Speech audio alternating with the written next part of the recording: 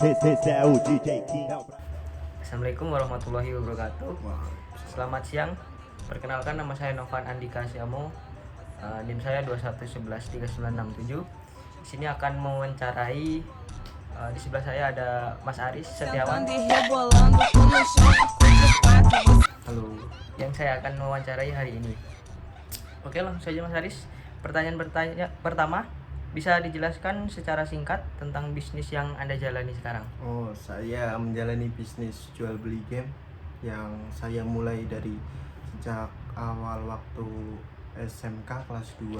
Jadi di situ saya kan belajar tuh sambil, kadang kan di waktu-waktu kita kan ada waktunya kita boring, bosen gitu, terus kita coba main game tuh. Aku main game waktu itu, main game Clash of Clans atau COC.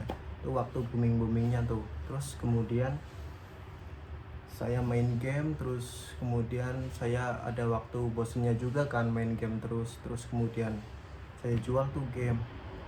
Terus ada waktu juga pengen main game lagi. Terus kemudian saya pengen main game, terus bingung kan nggak ada gamenya gitu. Terus aku coba cari-cari di grup Facebook itu, jual beli, di forum-forum jual beli. Terus saya cari, kemudian saya dapat. Nah, dari awal situlah saya memulai jual beli game ini. Berarti sudah cukup lama ya untuk dari SMK sampai sekarang? Ya, sudah cukup lama. Lalu awal mula Anda masuk ke dalam bisnis ini bagaimana ceritanya? Awal mulanya ya itu karena bosan itu tadi ya? Bosan itu ya. Lalu selanjutnya itu apa jenis game yang Anda sering jual gitu? Waktu pertama, waktu awal saya tuh menjual game COC.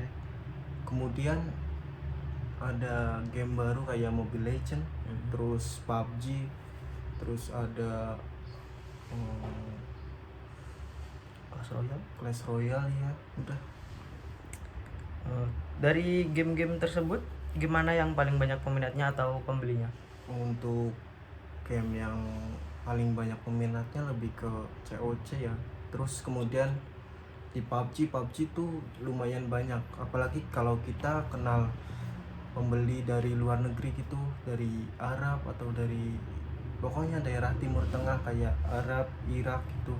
Itu peminatnya lumayan banyak dan harganya juga bisa diadu lah dari harga lokal sama luar gitu.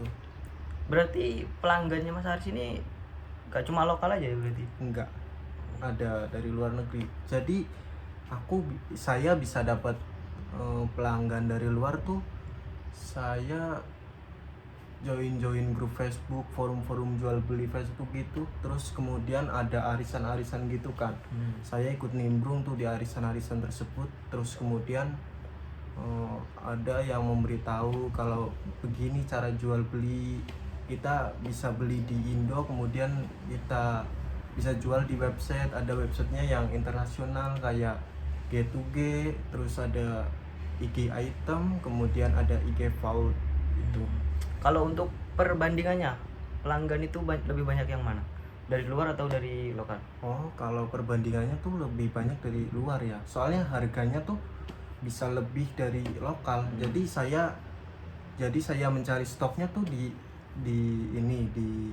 lokal. Kemudian saya jual tuh, saya posting di website yang sudah bisa mencari pembeli dari luar.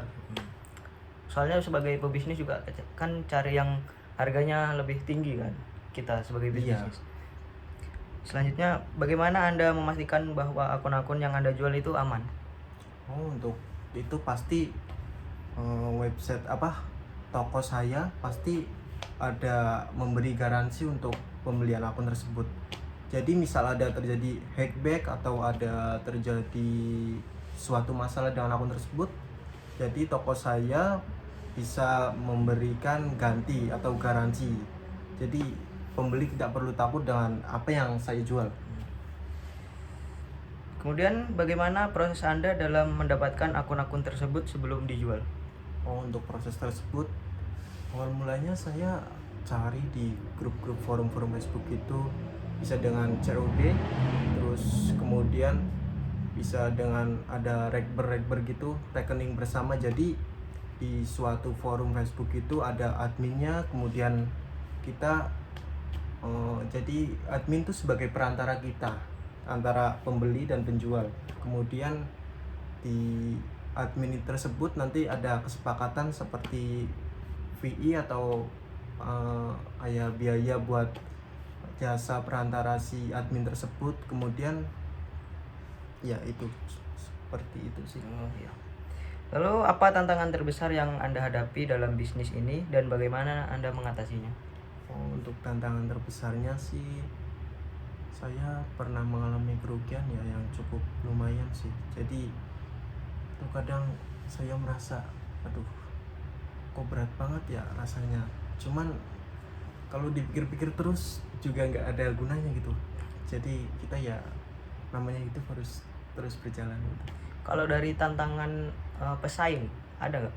Kalau pesaing sekarang udah lumayan banyak, soalnya orang-orang dari reseller Facebook tuh semua udah tahu kalau kita tuh mainnya di website. Jadi orang udah tahu kalau kita jual-jualnya di website, dan kita cari pembelinya tuh dari lokal, dari Facebook, dari reseller Facebook. Nah, mereka sudah tahu kalau